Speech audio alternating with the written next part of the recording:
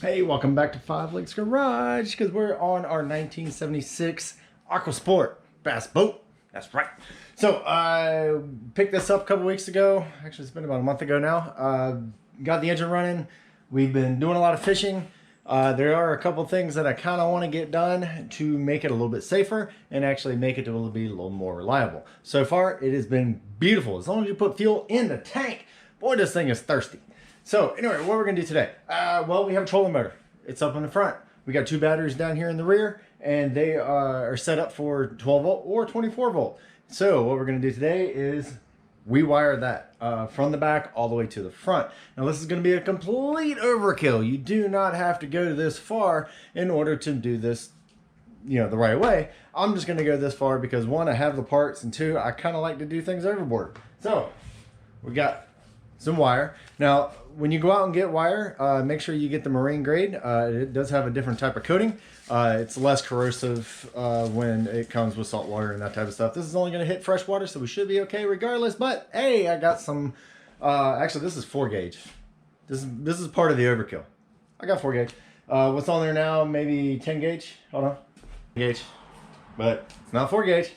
So we got some of this stuff, some 4 gauge wire here. Now it is a 24 volt system, so we got 3 wires, one for 12 volt, one for 24 volt, and of course got to have the ground. So let's take a look at exactly what we have to put in here and why we're actually doing it. All right, first you're going to need some stuff to actually bind the wires together. We have a plug up front, which is this guy right here.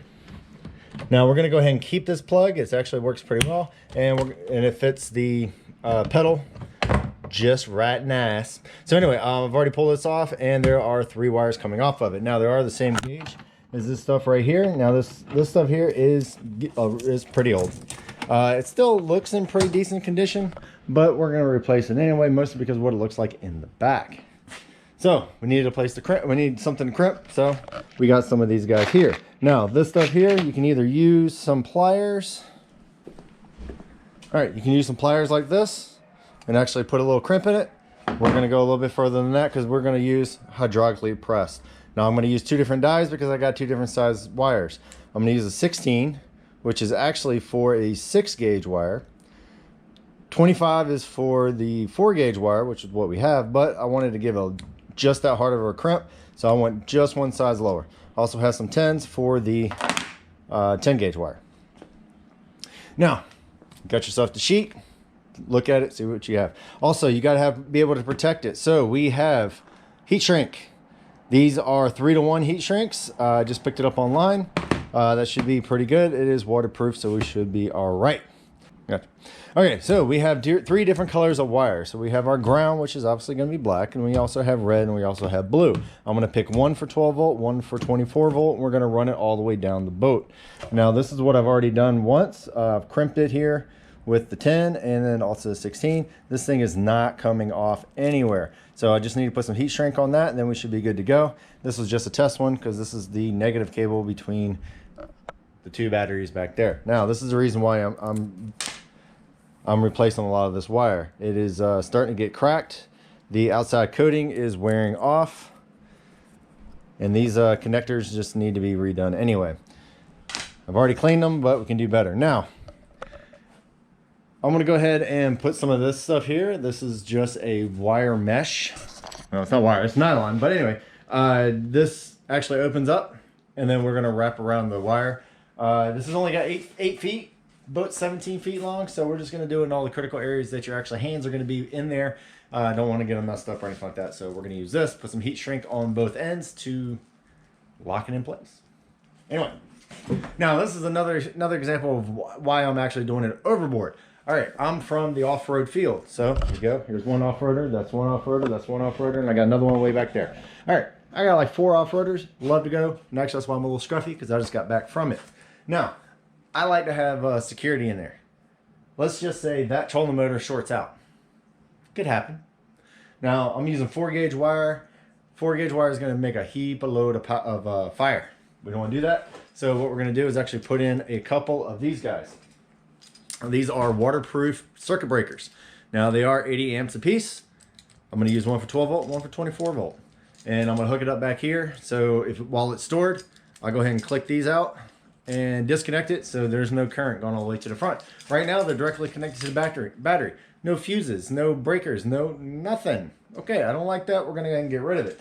Now, you don't really have to worry about on a boat of stuff shorting out, like touching the chassis and grounding out or anything like that, because it's fiberglass. It's not going to conduct any electricity, unlike an off-road vehicle. So I'm going to put these up there just because I can, and also just in case the trolling motor shorts out and I don't want to start a fire.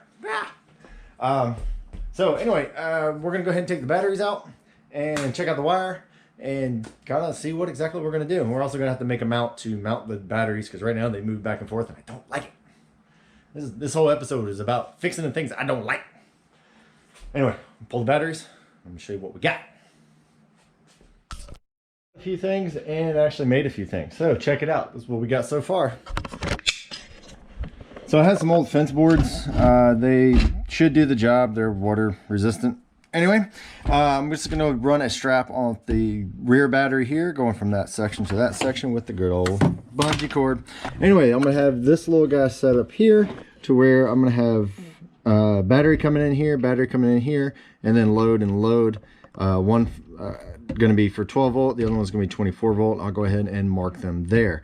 Now, I went ahead and cleaned out some of this stuff because it had one of these. This would be for the filler. And we don't use that anymore, so I got rid of it. Not only that, this thing is nasty. Gone.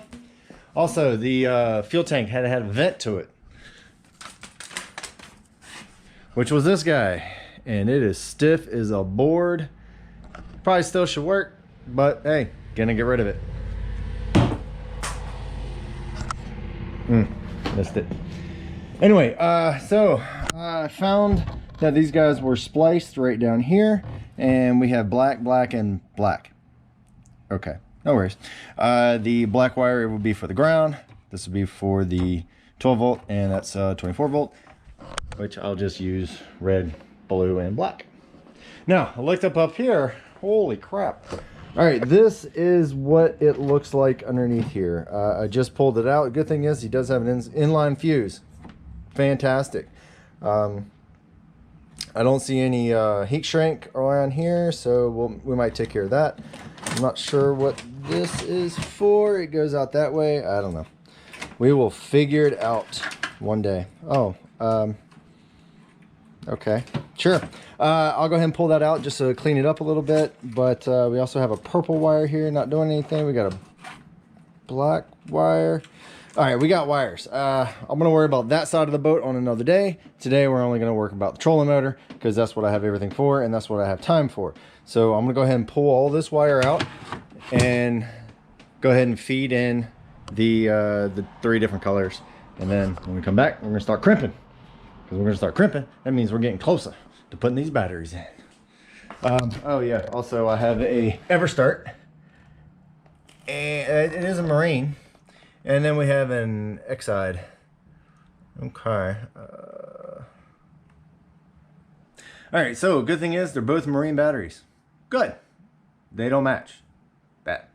It's not really that bad. They work. But we're going to go ahead and replace those probably at the beginning part of the season. I don't want to get any new batteries this late in the season because they're just going to sit here for a long time. Anyway, all right, let me go ahead and get this pulled out and start doing the next phase.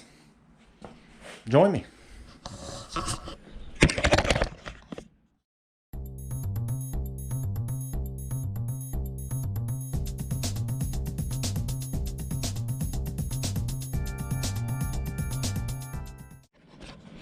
All right, the routing was a little bit odd, but hey, we're able to get it out. Not a big deal. Now the wire itself is actually in pretty decent shape. It's just really old. One reason why we're actually replacing it. Now, every time you get a vessel or a truck or a car or whatever that you get at secondhand, you're gonna get other people's handiwork. Now, I'm not saying this is bad. It's just one way of doing it. Just not my way, but that's okay. We're gonna actually fix that as we're going through. So this right here is actually the power for the dip finder. Now they just kind of spliced it in there and then soldered it onto a couple of the pieces. Same thing with the ground. There's the ground. And yeah, we're going ahead and get rid of that. It will make my wires a little bit short, but we should be okay while as we crimp it. Oh yeah, and this is the other hot wire. And That's that's a hot wire. And I believe this one, yeah, this one's for the 24 volt. So red's 24. That was a 24 volt hot wire, and it's black. I don't know. That's what we're going through here. Gonna clean it up, and again, a little overkill, but hey, that's what we're gonna do for today. So I'm gonna go ahead and clip those, get them out of here. I've already written them down on a piece of paper, so I'll know exactly how to wire them up. And I think I'm gonna use, let's use red for 24 and blue for 12, and obviously black for ground. So let's get this guy going. Yeah, should be fun. I'll bring you back when I start crimping.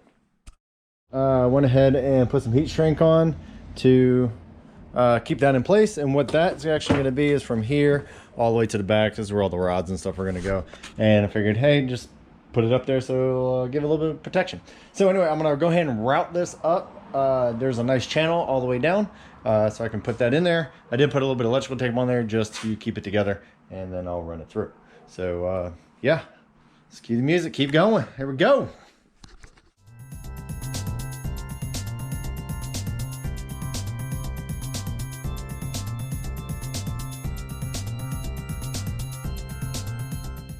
I've already did the ground. Went ahead and put went ahead and put heat shrink around it. This is going to be our 12 volt, which would be blue, and I went ahead and crimped that on there like so. Now the wire that's coming out of the plug is a lot smaller than the wire that I'm running. If I had to do it ever again, maybe I'll just get a smaller wire, but hey, this is what I got. This is what I'm going to use. Not only that, with this size wire all the way up, I should not have any voltage drops whatsoever. I just got to go from a 4/0 to 10, maybe 8. No, it's a 10, at least a 10. But anyway, later on, maybe I'll get a new plug and actually do this once again, and then I'll be able to put different crimps on. So in order to get it nice and tight, I am using crimps that are, yeah, it kind of flattens it, but it's okay. Anyway, I'm gonna go ahead and get the heat shrink over this, heat shrink that, do this last one. Maybe I'll show you that one here in a second, and then I'll be on to the back where all the batteries are. So let me go ahead and button this up so we can get all these bare naked wires back in there so I can't see them, and then I will worry about the left side of the boat a little bit later once I can actually crawl underneath the dash and do that. But this is trolling motor time. Anyway, let's get this done. So in order to actually crimp this guy on there, all you really need to do is just give it about a ½ inch of wire showed. I'm just going to use a knife. There are tools out there to make it a lot easier. I do not have them. Now you see I've already got the heat shrink on there, and this heat shrink goes all the way up to 3:1. So we should be more than adequate to get a good seal on these wires. There you go. All right. And take our crimper. I have found it's a lot easier when you have the handle up here on top, because if you have it down here, it's kind of hard to, it moves it around. Put it on top. So let's get this wire here. And what I'm going to do is try to get this flat piece and the new flat piece kind of in the same spot. Or the same side rather. Just for cosmetics really. So now, feed it in. I know you can't see it because my fat hand's in the way, but fed that right in. While I'm holding it, bust up your ribs by giving it a lot of pressure.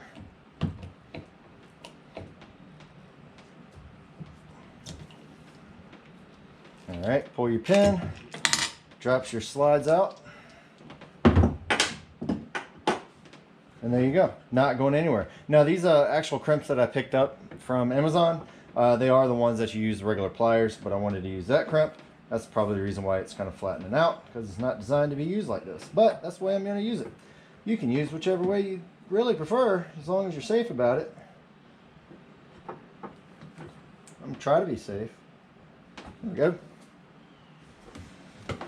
Heat shrink it and put it all back. Good to go.